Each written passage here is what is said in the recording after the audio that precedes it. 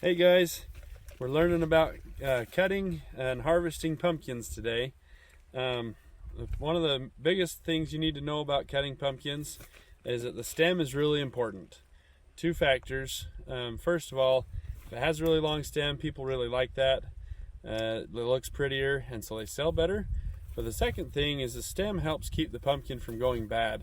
So if we break this stem off and it comes out of the pumpkin right down here, that makes that pumpkin no good. That pumpkin will rot within just a few days when that stem gets busted off. So it's important we take good care of the stems as we're picking pumpkins. We want to cut the stem as long as we can and make sure we don't break the stem. If it gets broke off down here on accident, that's okay, as long as there's still some stem attached to the pumpkin. We'll still put it in the box. But it's important that we make sure that there is stem down here around this end, and we want it as long as possible. So I'll show you how we're going to cut these on the plant, and then how we're going to move them in the field and put them into windrows so they're ready to be picked up by the truck. As we're harvesting pumpkins, we need orange pumpkins. Pumpkins like this that are a little bit green, they make kind of a fun decoration, but to the markets we're going to, this is not acceptable. So we can't put pumpkins like this in the box. They need to be all orange, like these ones here. You can see the difference there. So this goes in the box, this does not go in the box. You guys are welcome to take these home after we're done, but don't put them in the box. So when we're cutting pumpkins, the main stem of the pumpkin ties into the vine of the pumpkin plant right here, and the goal is to cut this stem, which is this part that attaches to the pumpkin, as long as we can. So we want to cut these right up here, right by that vine, so that we've got lots of stem, just like that.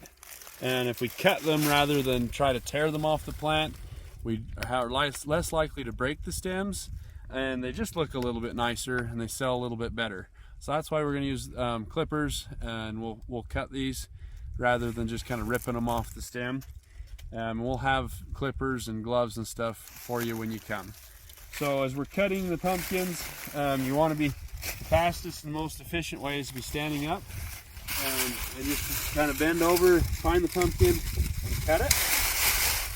And then depending on how many people we have in the crew, if you're cutting kind of by yourself, then you'll have to windrow the pumpkins as well. We should have enough people that whoever's using cutters is just going to cut them, and then people come behind and pick up these pumpkins and move them into the windrows. So the pumpkins are grown in these rows of plastic, and we're going to move all the pumpkins into what we call a windrow, which is piling all the pumpkins on the plastic, every other row of plastic. So we would have pumpkins over here on this row, then this row would be all clear, and then we would have pumpkins over here on this row. And that's so that we can drive the truck down in between and be able to hand pumpkins up and put them in the boxes as the truck drives along. So as you're cutting, if you're the one using the clippers and cutting, just move down the field and try and cut everything in a row. So each person with a pair of cutters has their own row, and you'll just go all the way down the field as you cut. And try to take everything kind of from the middle of the dirt here all the way across the plastic to the other side, so that we're getting all of the pumpkins cut. And you just move along, cut them. Sometimes they're a little stiff to cut. That's okay, if you're good cutters. Do what you need to do to get them cut, and then you can just leave them there. The people behind will pick them up. So if you're the one picking up the pumpkins, then as you come along and get these ones that have been cut, be careful as you pick them up not to break the stems. And we're going to take them over here and just set them, preferably stem up, on the plastic row that we're windrowing on. So pick it up, set it over here. We want them all up on the plastic, so when the truck comes through, it doesn't run them over. If they're off the plastic at all, pretty good chance they'll get run over, and we'd prefer that they didn't get run over. After we've done all the work to grow them and to cut them and to get them windrowed, we really want them to go in the box so they can go to people's houses and make them happy for Halloween and Thanksgiving and these fun holidays we have in the fall. So we're going to start at the top of the field and work our way down. Once you get to the bottom of the field, then you just move over some rows and come back up. And that way we're not, traveling back and forth. We're just working from the top to the bottom and back and forth.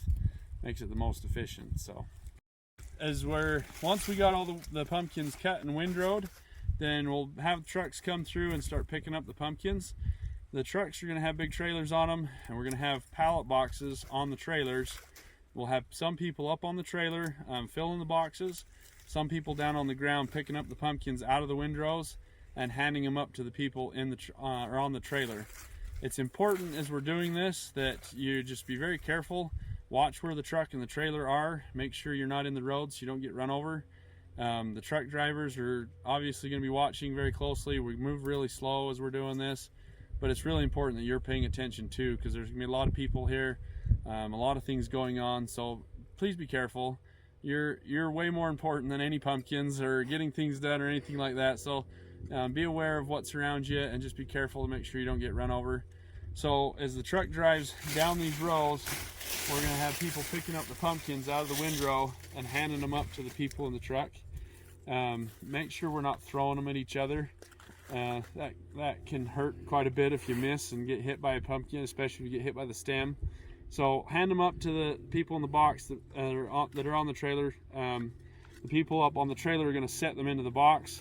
And as we're doing this, make sure we're careful doing this. As we set them in the box, you have to kind of stack them so that they don't roll around so much, and we really don't want to break the stems. This is the most likely time to break the stems as we're putting them in the box. So be as careful as we can. If you see one that does get broken down around the base where it's going to rot, make sure we pull that out of the box and throw it out. We don't want it to stay in the box because it'll rot in just a few days, and it'll eventually rot that whole pallet. And that sure makes a bad mess. So as the truck's driving along, just walk along the side with the truck, reach down and get the pumpkins off of the windrow, hand it up to the person up on the trailer. They'll set it in the box. Guys, we just want to say thank you for coming and helping us. We're really grateful for your help in helping us get all these pumpkins harvested. It's a lot of work, but a lot of people make it really easy.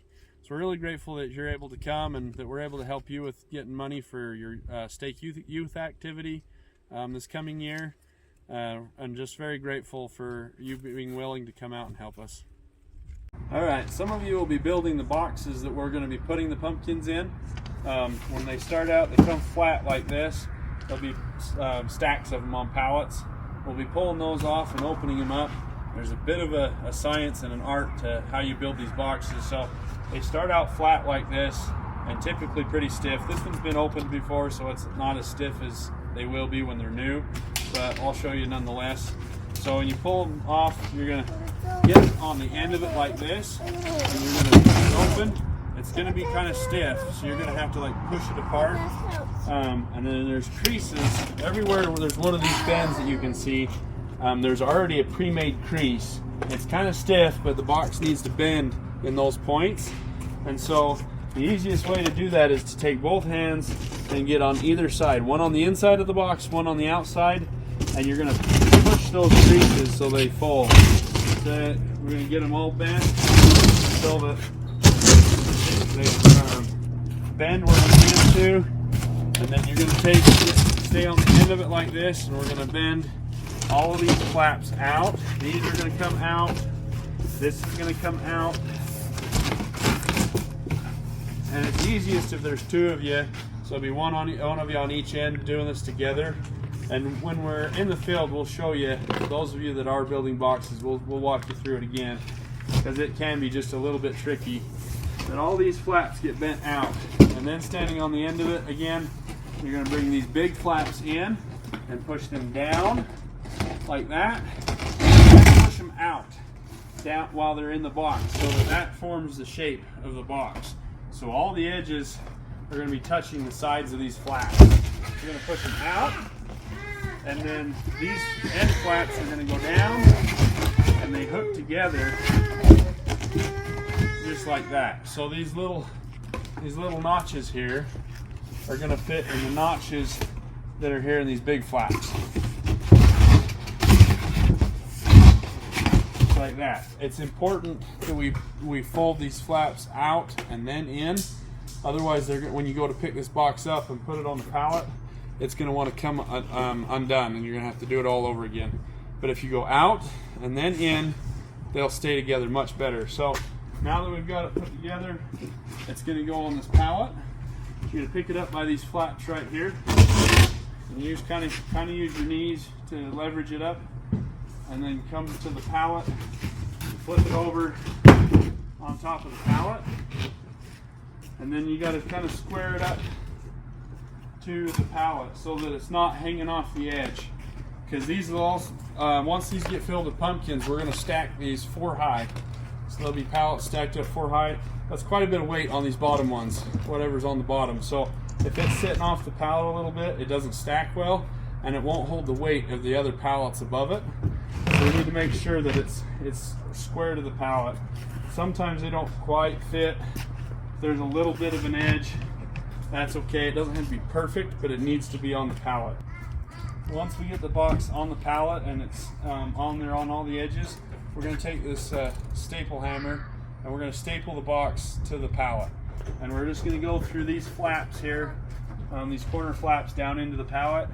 Usually only takes 2 staples on each corner to hold it, as long as they're good staples. So just 2 slaps like that. You got to hit it pretty hard so that it punches down through that cardboard and gets into the pallet. We're going to do that on every corner. That one there didn't take very well. You can see that it kind of bounced back up. That one's all right. So we'll do one more, just like that, so that it stays there. That makes it so when they're on the truck and it kind of bounces and jiggles around, these stay stuck to the pallet and they don't rattle off the pallet. It makes everybody's life much better while we're picking pumpkins. So every corner is another great time to make sure that it's trued up to the pallet and not hanging off the edge. Once you got all 4 corners, then that pallet's done, and we can go to the next one. As we're building these, we'll probably stack these 2 high, so once this is done, we'd get 2 people, 1 on each side, pick the pallet up, set it on top of another box, and then it's ready for the tractor to load them onto the next trailer. So as we're filling up our pallet boxes, there's one thing we need to pay attention to. So this really mostly applies to those of you that will be up on the trailers filling the boxes. We got to stack these pallets after we're done. They're going to get stacked 4 high, and so we need these to be flush, so that when we stick the next pallet on top of this, we're not crushing pumpkins that are in this box. So as you're filling these boxes, please watch that we don't get them too full. We want them as full as we can, because the more pumpkins we get in a box, the better. But we want to make sure that they're not up over the edge. And if you're not quite sure, you can just kind of get down and look across there and see whether there's pumpkins poking up above that edge. We need to keep them down below the edge so that when we stack them, nothing gets squashed. There's a few things you got to know about picking these pumpkins.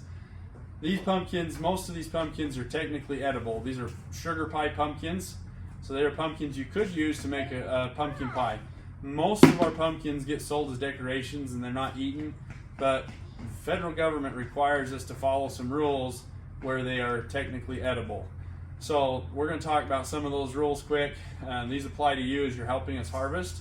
You got to think about these as you're out there in the field, that you're handling something that somebody would eat. So please treat this the same way you would treat it if you were about to eat this. If you're going to take these pumpkins home and make yourself a pumpkin pie, think about how you'd want that piece of food that you're handling to be handled. So important things: we do not go to the bathroom in the field. That we can't do that in any way, shape, or form. If you do need to go to the bathroom, there is an outhouse. We'll have some hands, way to wash your hands. You will need to wash your hands coming back. We cannot have food in the field while we're handling the pumpkins. Water's okay, but food, Gatorade, stuff like that can't be in the field. We don't bring your own gloves. I've got to provide you the gloves that you'll use. Make sure your shoes are clean as you're coming. Don't be out in the horse corral or feeding the cows and then come stand in the pumpkin patch. We can bring that manure from the pets and the animals that you might have into the field. None of us want manure on our pumpkin pie. So watch that. Please be cognizant of that. make sure you're just going to clean in general. You need to have closed-toed shoes, so we can't have any open sandals, flip-flops, things like that. You would be very sad out there in the pumpkin field in those shoes anyway. You'd have some very sad toes by the time we were done. So for your own sake, please wear closed-toed shoes, but it's also a requirement. Pants, and then some sort of a shirt. We don't have to wear any hair nets or anything like that. That's not a requirement for what we're doing. We just want to be cognizant as we're doing this that if we see any bird poop on a pumpkin, that we don't put those in the box, because nobody wants bird poop in their pumpkin pie either. And the same with the pallets and the boxes. If for some reason we've got some bird poop on the pallets or on the boxes, we need to make sure that we're not using those, or they've been cleaned off. So as you're out there working on this, please think about what you're doing. Treat this as if you're in the kitchen making pumpkin pie. Don't spit on the pumpkins. If you get cut and you're bleeding, please don't bleed on the pumpkins. We'll get you bandaged up, but try to make sure we don't get blood on the pumpkins. If we do, make sure those pumpkins get thrown away. We can't wash them off. Don't wipe it off and put them in the box anyway. We can't use them once they've got something on them like that. So here again, we're really grateful you're willing to come help us. We're excited to do this with you. And if you have any questions, feel free to ask us. There's never dumb questions. It's always better to ask if you're not sure. So